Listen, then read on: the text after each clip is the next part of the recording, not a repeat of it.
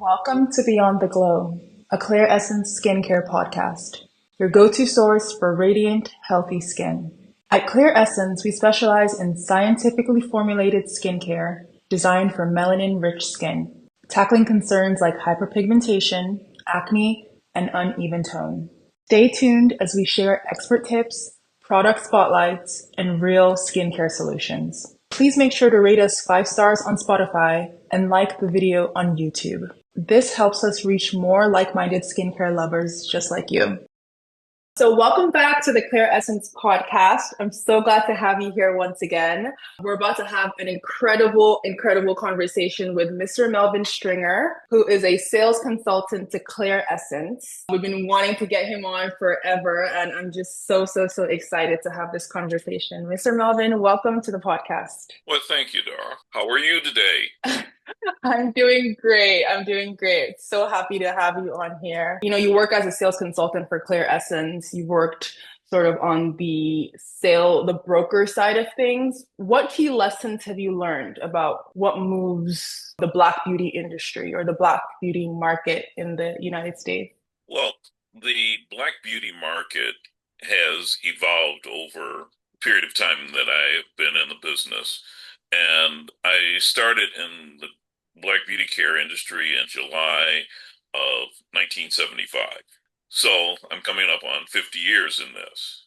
And it has changed greatly from when I started, as most things have in the world. And it has evolved uh, into a market that is very diverse, very influenced now by general market companies and their concepts and their marketing philosophies. So it's not quite what it used to be when it was small. The influence has certainly become more global. I can imagine things have changed so rapidly in such a short period of time. How would you say your role has kind of evolved as, like the consumer demands and retail and Consumer all that has demand, shifted? yes, consumer demand has shifted and has changed. One of the things that I find interesting is earlier this month I was in Kenya and going into a retailer and a chain retail and seeing how large their skincare section is. Okay, as opposed to even 10 years ago, 5 years ago, the amount of space given to that was for ethnic skin care was just kind of amazing. And you now find it here in the US, it's a little bit different. For the ethnic skincare, it isn't as much space. Skincare in itself is a segment, only a small segment of the ethnic beauty care market.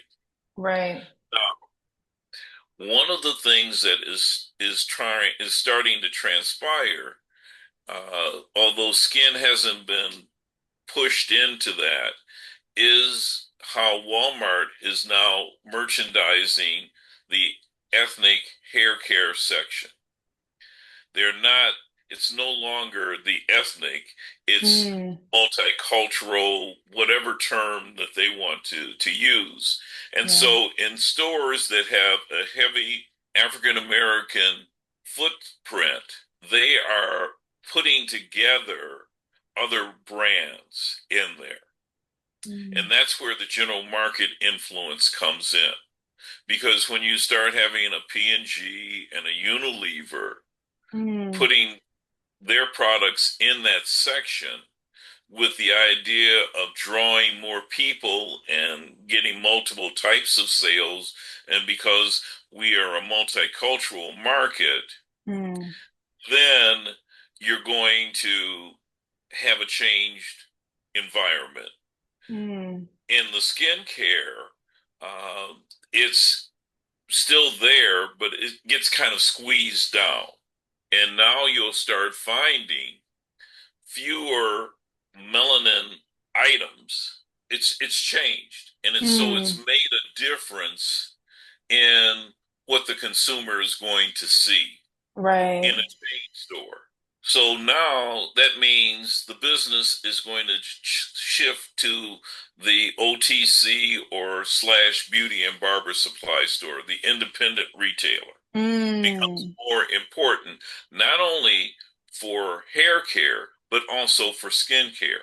You kind of touched on sort of the way products and brands and the way it's kind of changed with how bigger stores give shelf space to brands and skincare products. How do you feel digital influencers and social commerce, online shopping and all of that has changed the way that brands and products are launched and scaled? Well, it has changed it because the digital influencers and social commerce have really replaced magazines as the way Mm, to introduce products on a large scale. It used to be a manufacturer would come in to our office, and when they were introducing a new product or rebranding of a product, that how many magazine impressions there were going to be mm, for this new item or this replacement item. That was the yeah, big thing. So now you have the digital influencer. The only thing is, with all of that being said, the biggest influencer is not the digital, it's your mother, your sister, your girlfriend who has used the product and say, this has worked. Or you see yeah, them and say, what did you do? that's true. Because people are becoming aware, oh, this is an influencer for this brand. Yeah. Okay. Was she doing another one last year or a few months ago? Yeah. Which item, did she change? Is she, is she Yeah. the spokesperson for this brand Yeah. or just an everyday person? So you have those influencers that are making an impact and drawing attention to the brand. Mm. Where the influencers have an effect on the market is that African American that is out in Billings, Montana, and there's not a store that has, they might have one or two skincare, but it's not going to be the one that they're looking Yeah. for or that they've seen online, so they have to order it from the Yeah. manufacturer. So in this modern age, this means that the manufacturer now is not locked out. Mm. They have a place where somebody can now email them or send an order or look them up online, and Clear Essence is able to ship across the country. And that becomes very important Mm. because now your distribution is not limited to the what the distributor wants to carry or what a chain retailer Exactly. carry or what an independent retailer wants to stock. What have you found are like the biggest product trends right now in Black skincare? Marketing terms, okay? And what I mean by that is I had taken some pictures when I was in Kenya, and some of the things, products saying advanced multiple vitamins, uh, herbal, my cellular cleansing water. What is my cellular cleansing water? Okay, masked infused with serum. So you have all of these terms that are Mm. out there. And what are they trying to do? They're trying to sound like a dermatologist. That now, instead of going to the dermatologist and spending X number of dollars on a prescription, you can come to your retailer and purchase these items because they have advanced multivitamins in it. They're Mm. herbal based. What does all of that mean to the average person? Again, they're influenced by what they hear and what they see. Why? Because it's the quick result that they want. One of these that that I saw, and I'll have to remember to send this some pictures to you so that you can see what I mean. Please do. Okay. On this one, it says even skin from week one. The claim. Yes. All right. And so it has, all these different things on there to make that Mm, person want the instant result, just mm-hmm. like they get every day on anything else that is happening Yeah. in the world. You want food quick? Uber Mm-hmm. Eats. Okay. Now that's what's happening. It's about marketing. Who can market best? It's true. Yeah. Where do you see black skincare heading? I see it heading up Mm, because more people are searching for a way for their skin to look better. yeah. Okay. Everybody wants the model look. All right. It's what people are seeing on TV, in the Mm, movies, and all of these things, forgetting that what they're seeing on a television personality or a movie star or a music performer and all of that is a lot of time and work.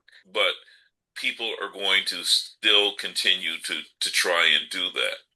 mm. They want to look better. They want to feel better. Think about all of the ads. It's constantly skin, skin every day, 10 times a day. So skin is going to continue to grow because there's Yeah, money. that makes a lot of sense. I don't see that stopping anytime soon. I feel like right now people are really into like sustainability and like wellness and like a holistic lifestyle. How do you think that will reshape brand offerings or just like consumer spending habits and all of that in the next 3 to 5 years as well?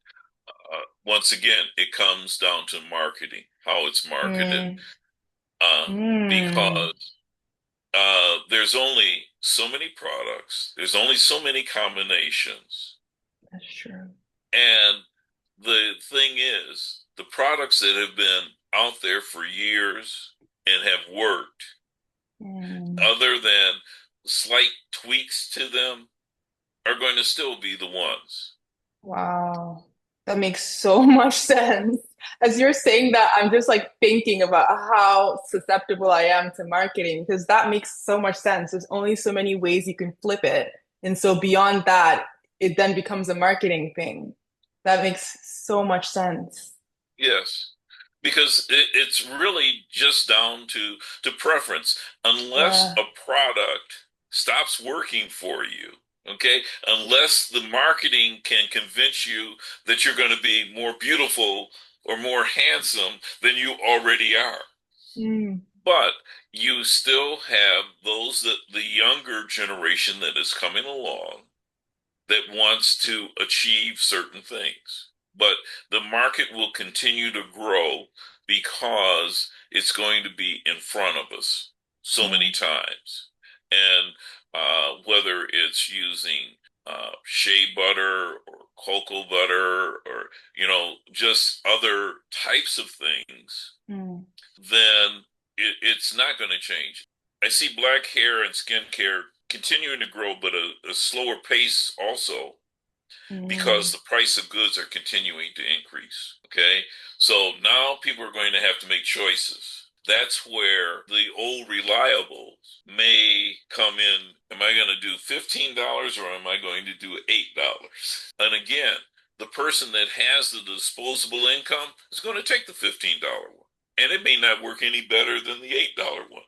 But it's what they have in their cabinet so that if somebody goes into their bathroom and looks to see, how folks look around and say, oh, they have that one. So you have that aspect of it. But the mm, market is going to continue to grow. Manufacturers that are starting to come into the market, entry is very expensive on the chain level. For someone wanting to get into this, unless you have a lot of capital, you have a big backer, you don't want to try to get into a chain because there are upfront costs of getting mm. into the chain. And now I understand that in some, it's that you have to pay for the space. So someone has to look at it and say, where can I get my distribution? And that's why it helps to be able to sell it online so that Yeah. that, you can say, well, I don't have the distribution. I want to get all these sales, but it's going to take a time. Yeah. There's a lot that goes into it. Do you see There, like any sort of untapped opportunities for brands? actually, it takes a little bit more work. Mm, But sometimes the farmers market or other trade shows, I've seen some people that, go follow events around the country or in their particular region, going and selling products direct to the consumer at a consumer show. mm, That way, they're able to talk one-on-one with them, get them set up. The person uses it, and the rebuys are online, direct for that person. It's a hard way to do it, mm. but you just have to gauge how much you're looking to make out of this, Yeah. and that's part of developing your business plan. What's my goal? Yes, I want to make as much as possible. But okay, how are you going to do it and how long is it going to take you to get to that point? It's finding other ways to sell to the consumer other than a Mm, retail store. right. What you want to have, if you're just really set on going to it, seeing your product in a chain, you have to make it so that the chain comes asking you Mm, to buy the product. yeah. Okay, now your position is a little bit different Yeah. as far as negotiations are concerned.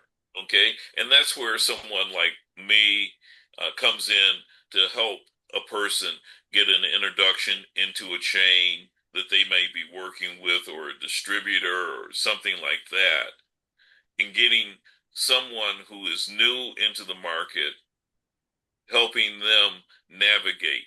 The best way to say it, it's almost like an athlete having an agent, but you want it where retailers are coming or distributors are coming and saying, chasing you to say, Mm. hey, I hear you got a product that's doing fairly well. What happened that you haven't been to see us? That's like the sweet spot, isn't it? Yes, that's Yeah. what you want. You That's want what you people are. asking you to sell to them. Yeah. So for a person that is looking, whether it's skin, whether it's hair, it is having a good product that works, having the story to tell, and finding a way to get in front of the public to create the Mm. demand. Are there any myths or misconceptions about the beauty market that you wish more people, more brands understood? Everything isn't going to sell equally. And what I mean by that, manufacturers used to come in with a launch of items. They might have 6 items, they might have 12 items, whatever the number is. And I said, okay, what do you feel are going to be your best items? And they would tell me, I said, all right, that's what I'm going to work on getting on the show. But you need these others because it's part of it.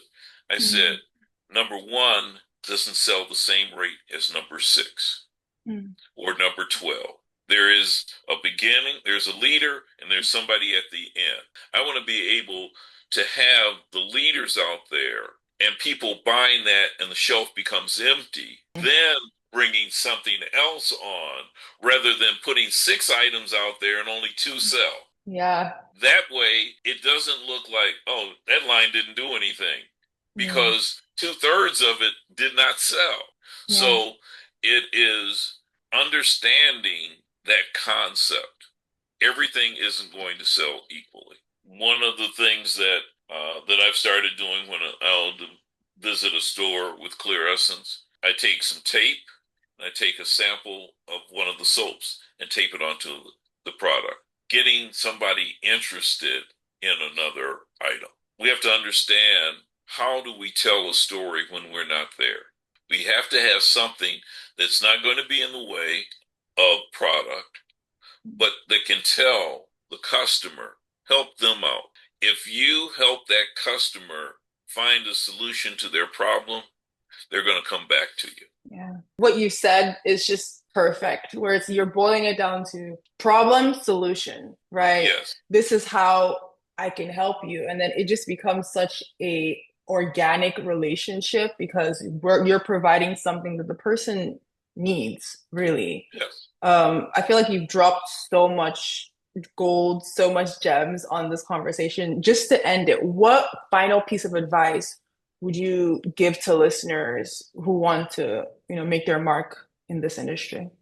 Be honest, Mm, okay? Uh, Go out with the attitude that you're doing this not to make the money. That's yeah, a result that will come from right. the success. But if you're going out there truly to help someone to feel better about themselves because you've provided a product, whether it's hair or for skin, that is going to make them feel good and that glow comes out in their appearance, Mm. you're going to have success. Oh, I love that. That's amazing. Thank you so, so much, Mr. Melvin Stringer, for taking the time to talk to us. This has been so insightful, and thank you. Well, you're quite welcome. I'm happy to have done that. I'm not shy about talking. So, Thanks for joining us on today's episode. As a special gift, use code OIL at checkout for buy one, get one free on our new Platinum Skin Beautifying Body Oil. That's code OIL at checkout on clearessence.com. And that's it for today's episode. Remember, healthy skin starts with the right products. Explore our full skincare collection at clearessence.com and use our store locator to find Clear Essence near you. And don't forget to rate us 5 stars on Spotify, like the video on YouTube, subscribe, and follow us for more skincare insights. Until next time, keep glowing with Clear Essence.